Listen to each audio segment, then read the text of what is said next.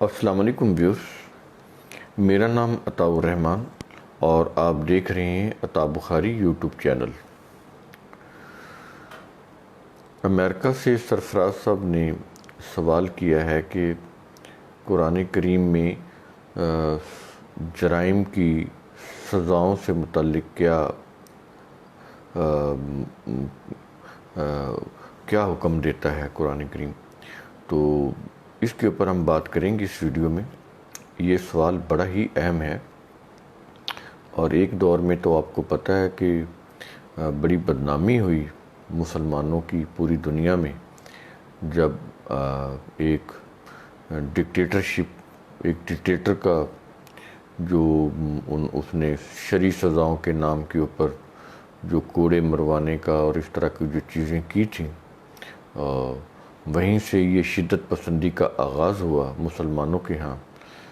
پھر وہیں سے پھر جہاد کا جو کانسیپٹ ہے جو قرآن کے بالکل خلاف ہے، اس کا بھی آغاز ہوا۔ تو یہ ساری چیزیں اس تاریک دور سے شروع ہوئیں جو ایک ڈکٹیٹر کا دور تھا، تو جو مرد مومن مرد حق بنا ہوا تھا۔ تو اس سے اسلام کو تو کیا نقصان پہنچنا ہے، بیسیکلی وہ مسلمانوں کو ہی نقصان پہنچا اور آج تک پہنچ رہا ہے، اور وہ نقصان جو ہے وہ ناقابل تلافی نقصان ہے۔ ابھی تک اس کی تلافی نہیں ہو سکی، نہ ہو سکے گی۔ میں آپ کو ایک چیز شروع میں ہی بتا دوں کہ سنساری کی سزا یہ قرآن کے اندر نہیں ہے، جیوز سے لائی گئی۔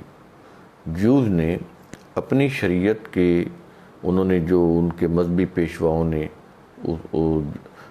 جو ہیکل کے اندر جو انہوں نے اپنے شرعی قوانین بنائے، مذہبی قوانین کہہ لیں، وہ بنائے جن کو انہوں نے شریعت کا نام دیا، تو انہوں نے اس کی خلاف ورزی کرنے والوں کو عبرت ناک بنانے کے لیے ایسی سخت سزائیں دی جس میں ایک سنساری بھی تھی۔ اب قرآن کے اندر سنساری نہیں ہے، لیکن یہ لوگ روایتوں کی روح سے سنساری کی سزا کو لے کر آئے اور اس کو باقاعدہ شریعت کا درجہ دیا ہوا ہے۔ قرآن کے اندر نہیں ہے، وہ ان کی اپنی شریعت ہے، جیوز سے چلی آ رہی ہے اور انہوں نے اپنائی ہوئی ہے، تو قرآن میں تو ہے نہیں۔ اور اب وہ قرآن میں کس طرح سے ثابت کرتے ہیں سنساری کو، تو وہ یہ کہتے ہیں کہ یہ صحیح بخاری کی روایت ہے کہ دو آیتیں نہیں مل رہی تھیں، باب ایک تو رضاعت کبیر کی اور ایک یہ سنساری کی، تو وہ آیتیں نہیں مل رہی تھیں، تو وہ جب اس کی تلاش کی گئی تو عائشہ رضی اللہ عنہ کے پاس صحابہ گئے، تو انہوں نے کہا کہ وہ جو دو آیتیں تھیں وہ کھجور کے پتوں پر لکھی ہوئی تھی۔ جب نبی کریم صلی اللہ علیہ وسلم فوت ہوئے تو وہ بکری جو وہ کھجور کے پتے کھا گئی، جس کے اوپر وہ آیتیں لکھی ہوئی تھی، جس میں سنساری کا حکم تھا اور رضاعت کبیر کا حکم تھا۔ اب رضاعت کبیر کا مطلب پتہ کیا ہے؟ بڑے آدمی کو دودھ پلا کر اپنا رضائی بیٹا بنانا، نعوذ باللہ۔ تو یہ قرآن میں تھا، وہ آیتیں عائشہ رضی اللہ عنہ کی بکری کھا گئی۔ سمجھ آ رہی ہیں یہ چیزیں؟ اب یہ اندازہ لگا لیں، یہ کچھ شیعہ کتابوں کے اندر نہیں، یعنی اہل سنت کی کتابوں کے اندر بھی وہی مواد ہے جو اہل تشیعوں کی کتابوں کے اندر۔ میں نے پہلے بھی آپ کو بتایا تھا کہ یہ صرف فقہی ان کے اختلاف ہیں، باقی یہ سیم ہیں، یہ ان کے عقائد، ان کی چیزیں۔ تو یہ جو چیزیں ہیں، یہ جو سزا سے متعلق ہم بات کر رہے ہیں، تو ضمنی طور پر یہ بات آئی، اس سے آپ کو سمجھ آئے گا کہ کس طرح سے وہ شریعت کے نام کے اوپر قرآن سے بالکل ہٹ کر قوانین بنائے گئے، جن کو شرعی قوانین، شرعی سزائیں کہا گیا، بالکل ان کا قرآن سے کوئی تعلق نہیں ہے۔ تو اس طرح سے باقی چیزیں، یہ جو کوڑے مارنا اور اس طرح شرابی کی سزا اور اس طرح کی جو، یہ بھی انہوں نے اس طرح۔ اب قرآن کے اندر کوڑوں کی سزا ہے، لیکن وہ کوڑے کس طرح کے ہونے چاہیے؟ دیکھیں، یہاں پر ایک چیز سمجھ لیں کہ قرآن کریم اپنی طرف سے کوئی چیز جب کہتا ہے، وہ اس صورت میں کہتا ہے کہ اگر کہیں کوئی نظام رائج نہ ہو، اگر وہاں پر کوئی اسٹیٹ نہ ہو تو قرآن کریم اس انٹرم دور کے قوانین بھی دیتا ہے۔ مثال کے طور پر وراثت کے سلسلے میں قرآن نے 3 بار وراثت کے سلسلے میں بات کی ہے، اور 3 بار یہ کہا ہے کہ یہ فرض ہے کہ لوگ اپنے ترکہ کی وصیت کر کے اپنی وفات سے پہلے وصیت کریں۔ تو یہ 3 دفعہ یہ حکم ہے، اور تینوں دفعہ یہ کہا ہے کہ موت سے پہلے وہ وصیت کرے، جس کے بھی حق میں کرے۔ اگر وہ نہیں کرتا تو پھر کیا ہے، قرآن کریم میں حصے مقرر کر دیے ہیں کہ بیٹے کو 2 حصے ملیں گے اور بیٹی کو 1 حصہ ملے گا۔ تو یعنی بیٹے کے حصے کے آدھا بیٹی کو ملے گا، اس لیے کہ بیٹے کے اوپر ذمہ داریاں ہوتی ہیں، اس نے بھائی بہنوں کی شادیاں بھی کرنی ہوتی ہیں، گھر کا نظام بھی چلانا ہوتا ہے۔ تو یہ اللہ نے اس صورت میں مقرر کیے ہیں کہ اگر مرنے والا اپنے ترکہ سے متعلق وصیت کر کے نہیں جاتا۔ اب انہوں نے کیا کیا، انہوں نے یہ سارا وصیت کا قانون بدل دیا اور روایت لے کر آ گئے کہ لا وصیت، کہ جو وصیت ہے اس کے لیے جو ترکہ ہے اس کے لیے کوئی وصیت نہیں ہے۔ لا وصیت للوارثی، یعنی وارث کے لیے کوئی وصیت کرنا لازمی نہیں ہے۔ قرآن کریم 3 بار کہہ رہا ہے کہ وصیت لازمی ہے، اور روایت کہہ رہی ہے کہ وارث کے لیے وصیت کرنا ضروری نہیں ہے۔ اب جو آپ کا جو فقہ ہے، آپ کے جو فتوے دیے جاتے ہیں وہ روایتوں کی روح سے دیے جاتے ہیں، قرآن کے بالکل خلاف۔ روایتیں، وہ فتوے کیا ہیں کہ وارث کے لیے وصیت کی کوئی ضرورت نہیں ہے، قرآن کہہ رہا ہے ضروری ہے، فرض ہے کہ وہ وصیت کرے، روایتیں اور فقہ کہہ رہی ہیں کہ کوئی ضروری نہیں۔ سمجھ آ رہی ہیں چیزیں؟ تو اس طرح سے انہوں نے بدلا ہے۔ یہ جو سزا ہے بیسیکلی جتنی بھی جرائم کی، وہ اسٹیٹ نے اپنے ماحول کے مطابق، جو بھی تہذیب اور تمدن جس طرح کا بھی ہے ان کا، اس کے مطابق وہ خود طے کریں گے۔ کسی دور میں جیل نہیں تھی، جیسے عمر رضی اللہ عنہ کے دور سے پہلے عربوں کے ہاں جیل نہیں تھی، نبی کریم صلی اللہ علیہ وسلم کے دور میں جیل نہیں تھی، صدیق رضی اللہ عنہ کے دور میں جیل نہیں تھی۔ تو اب جرم کی نوعیت کچھ اور ہو جاتی تھی، کوئی کریمنل پکڑا گیا ہے، اب اس کو تو رکھنے کے لیے جیل ہی نہیں ہے، تو اس کو تو فوراً سزا دینی ہوتی تھی، کہ جو بھی اس کے ساتھ سزا کا معاملہ کرنا ہوتا تھا فوراً کرنا ہوتا تھا۔ جب عمر رضی اللہ عنہ آئے تو انہوں نے اس کو ریفارم کیا، ریفارمیشن لے کر آئے، تو انہوں نے پھر جیل بنائی، لوگوں سے جگہ خرید کر انہوں نے ان کو جیل کا درجہ دیا۔ یہ عرب میں پہلی دفعہ ہوا۔ تو جب یہ ہوا تو پھر جو کریمنلز تھے ان کے لیے سزا کی نوعیت بھی انہوں نے بدل دی، تو وہ سختی سزا کے اندر نہیں رہی جو جیل نہ ہونے کی وجہ سے تھی۔ اب چونکہ جیل بن گئی تھی، ان کو جیل میں رکھا جا رہا تھا، اس لیے سزا کے اندر انہوں نے تبدیلی کر دی تھی۔ تو دیکھیں یہ اسٹیٹ کے معاملات ہیں، اس نے جرائم سے متعلق جو قوانین ہیں وہ بنانے ہیں۔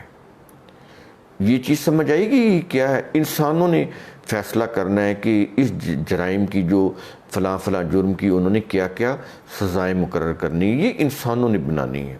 منیمم لیول کہیں پہ اللہ نے دے دیا، اگر اسٹیٹ نہیں ہے، نظام نہیں ہے، تو وہ ٹھیک ہے، وہ اس میں کوڑے کی سزا آ جاتی ہے۔ تو وہ اگر کوئی اسٹیٹ ہے تو وہ اپنے حساب سے چلائے گی نظام۔ یہ بات میری سمجھ آ گئی؟ اچھا آگے آ جائیں، جیسے قطع ید ہے، چوری کرنا۔ اب چوری تو دیکھیں، 1,00,000 روپے کی اگر چوری ہے تو 1 روپے کی بھی چوری ہے، 50 پیسے کی بھی چوری ہے، وہ تو چوری تو چوری ہے، پیسہ تھوڑا ہو یا پیسہ زیادہ ہو۔ اب قرآن نے کیا کہا ہے کہ قطع ید کا کہہ رہا ہے نا، کہ جو چور ہے، چوری کرنے والا ہے، قطع ید کے وہ کہتا ہے اس کا ہاتھ کاٹ دو۔ یہ جو ہاتھ کاٹنا یہ کیا چیز ہے؟ دیکھیں یہ میٹافوریکل لینگویج ہے، قرآن کریم میں بہت ساری لینگویج میٹافوریکل بولی گئی ہے۔ آپ مجھے یہ بتائیں، ایک بیٹا اپنے باپ کے 2 روپے چوری کر لیتا ہے، 100 روپے چوری کر لیتا ہے، یہ ہاتھ کاٹیں گے؟ یہ کبھی نہیں کاٹیں گے۔ ان کی بحثیں نہیں ختم ہو رہی کہ چوری کے لیے کتنی رقم جو ہے وہ اس کے اوپر ہاتھ کاٹا جائے گا۔ بھئی تمہیں کس نے یہ اختیار دیا ہے کہ چوری اتنے روپے کی ہوگی تو ہاتھ کاٹا جائے گا، اور اگر 50 روپے کی ہوگی تو نہیں کاٹا جائے گا، اگر 5 لاکھ کی ہوگی تو ہاتھ کاٹا جائے گا؟ بھئی تم نے یہ کہاں سے دلائل لیے ہیں؟ قرآن کریم میں تو کہیں نہیں کہا گیا کہ اتنی مالیت کی چوری ہوگی تو ہاتھ کاٹو، اگر اس سے کم کی ہے تو ہاتھ نہ کاٹو، قرآن میں تو کہیں بھی نہیں ہے۔ دیکھیں یہ میٹافوریکل لینگویج ہے، قرآن کریم کیا کہہ رہا ہے اس کی روح کو سمجھیں کیا کہنا چاہتا ہے۔ دیکھیں یہ جو قطع ید ہوتا ہے یہ عرب کے اندر محاورہ ہے، اس کا مطلب ہوتا ہے کہ کسی کی قوت ختم کر دینا۔ یہ جو ہاتھ ہوتا ہے یہ قوت کی علامت ہوتا ہے۔ اب جب کہتے ہیں کہ قانون کے ہاتھ لمبے ہوتے ہیں، تو کبھی کسی نے قانون کے ہاتھ دیکھے ہیں کہ وہ 100 فٹ کے لمبے ہاتھ ہوں؟ یہ ایک محاورہ ہم بولتے ہیں، تو اس کا مطلب یہ ہوتا ہے کہ قانون کی جو پہنچ ہے وہ بڑی دور تک ہوتی ہے۔ یہ نہیں ہوتا کہ قانون کے کچھ سچ مچ ہاتھ ہوتے ہوں اور وہ بڑے لمبے ہوتے ہوں، لمبائی میں ہوں، ان کی لینگتھ بہت زیادہ ہو، فزیکلی کوئی ہاتھ ہو۔ قانون کا فزیکلی کوئی ہاتھ نہیں ہوتا، یہ میٹافوریکل لینگویج ہے قرآن کی۔ تو وہ یہ کیا کہنا چاہتا ہے کہ جو کریمنل جس نے چوری کی ہے، تو دیکھو کہ اس نے چوری کیوں کی ہے، وہ ریزن تلاش کرو۔ اگر چوری اس نے اس لیے کی ہے کہ وہ غربت کی وجہ سے کی ہے، بھوک سے تنگ آ کر کی ہے، تو پھر اس کی غربت کا علاج کرو، اس کو اتنا دو کہ وہ اس کو جو سامان رزق ہے وہ اس کو آسانی سے ملے تاکہ وہ یہ چوری نہ کرے۔ اس میں وہ اسٹیٹ کو ذمہ دار قرار دیتا ہے کہ اسٹیٹ نے لوگوں کی ویلفیئر کا خیال کیوں نہیں رکھا، لوگ کیوں اس لیول پر چلے گئے کہ وہ روٹی چوری کرنے لگ جائیں، وہ 4 آنے یا کچھ روپے چوری کر کے وہ اپنا پیٹ بھرنے کے لیے یہ کرنے لگ جائیں، یہ اپنی بنیادی ضرورتوں کو پورا کرنے کے لیے وہ چھوٹی چھوٹی چوریاں کرنے لگ جائیں۔ تو یہ اسٹیٹ کی ذمہ داری ہے کہ وہ لوگوں کو ایسا نظام بنائے لوگوں کے لیے کہ سب کو ضرورت کے مطابق باعزت روزگار دے، تاکہ لوگ ایسا کام نہ کریں۔ دوسری چیز، اگر کچھ لوگوں نے چوری کی ہے اور کسی طاقت کی بنیاد کے اوپر، کوئی رسا گیر ٹائپ لوگ ہیں، کوئی اس طرح کا کوئی منظم گروہ ہے ڈاکوؤں کا، چوروں کا، جو طاقت پکڑ چکے ہیں، تو قرآن کریم کہتا ہے کہ پھر ان کی طاقت ختم کرو، کہ جب وہ طاقت ان کی ختم ہوگی تو وہ پھر چوری نہیں کریں گے۔ تو یہ چیز، یا اگر کوئی ایسا گروہ ہے جس کی کمپنی ایسی ہو گئی ہے غلط لوگوں کی، تو وہ پھر قرآن کہتا ہے ان کی اصلاح کریں، ان کا تزکیہ نفس کریں کہ یہ اس طرح کی جرائم کی طرف نہ آئیں، ان کو پھر اخلاقیات کی تعلیم دیں، تو ان کی اگر معیشت کمزور ہے تو ان کی معیشت کو بہتر بنائیں، تاکہ وہ جب وہ ان کی معیشت بہتر ہوگی، ان کی اخلاقیات بہتر ہوگی، تو اس سے پھر کیا ہوگا، وہ اس قسم کے جرائم سے وہ باز آ جائیں گے۔ تو یہ اسٹیٹ کے کرنے کے کام ہے۔ تو یہ جو چیز ہے، جو چوری ہے، جو ہاتھ کا کاٹنا ہے، ایکچولی وہ چوری کی کرنے کی جو قوت ہے اس کو کاٹنا ہے۔ جب چوری کرنے کی قوت آپ توڑ دیں گے، ختم کر دیں گے، اس کو کاٹ ڈالیں گے اس قوت کو، تو وہ پھر چوری نہیں کرے گا۔ تو میں نے بتایا کہ چوری کرنے کی قوت یا اس کے جو محرکات ہیں وہ کیا ہیں، اس کے اسباب کیا ہیں۔ غربت ہو سکتی ہے، یا بے جا قوت طاقت ہو سکتی ہے۔ دیکھیں جن کے پاس بڑا سیاسی اقتدار آ جاتا ہے، جن کے پاس بہت زیادہ پیسہ آ جاتا ہے، وہ پھر اس طرح کی بدمستیاں کرتے ہیں، اس طرح سے وہ نظام کے ساتھ، ملکی نظام یا ملکی قانون کے ساتھ کھلواڑ کرتے ہیں، کیونکہ ان کے پاس طاقت بہت آ جاتی ہے، ان کے پاس پیسہ بہت آ جاتا ہے۔ وہ اپنے پیسہ اور طاقت کے بل بوتے کے اوپر قانون شکنی کرتے ہیں، چوریاں کرواتے ہیں یا خود کرتے ہیں۔ تو قرآن کریم کہتا ہے کہ پھر ان کی وہ قوت ختم کرو۔ یہ اسٹیٹ کے کرنے کا کام ہے۔ تو اسٹیٹ جو ہے اس کو قرآن ذمہ دار بناتا ہے۔ تو دیکھیے قرآن کیسے کس سائنٹیفک لیول کے اوپر بات کرتا ہے، لیکن ہمارے مذاہب کے اندر کیا ہوتا ہے، وہ اس کا سطحی اور لفظی ترجمہ لے کے اس کے اوپر وہ شرعی قوانین بنانا شروع کر دیتے ہیں، اور پھر جب وہ بناتے ہیں تو پھر خود مصیبت میں پھنس جاتے ہیں کہ کتنی اماؤنٹ ہو تو ہاتھ کاٹا جائے گا، اور کتنی اماؤنٹ جو ہے تو ہاتھ نہیں کاٹا جائے گا۔ تو ان کی یہ بحثیں آج تک نہیں ختم ہو سکی، آج تک ختم نہیں۔ اور قیامت تک نہیں ختم ہوگی جب تک آپ قرآن کریم کے الفاظ کو ان کی ڈیپتھ میں جا کے، ان کے روٹ سرد میں جا کے جب تک نہیں سمجھیں گے، نزول قرآن کے دور کی جو عربی اس کی روح سے نہیں سمجھیں گے، یہ قرآن کریم نہیں سمجھ آئے گا۔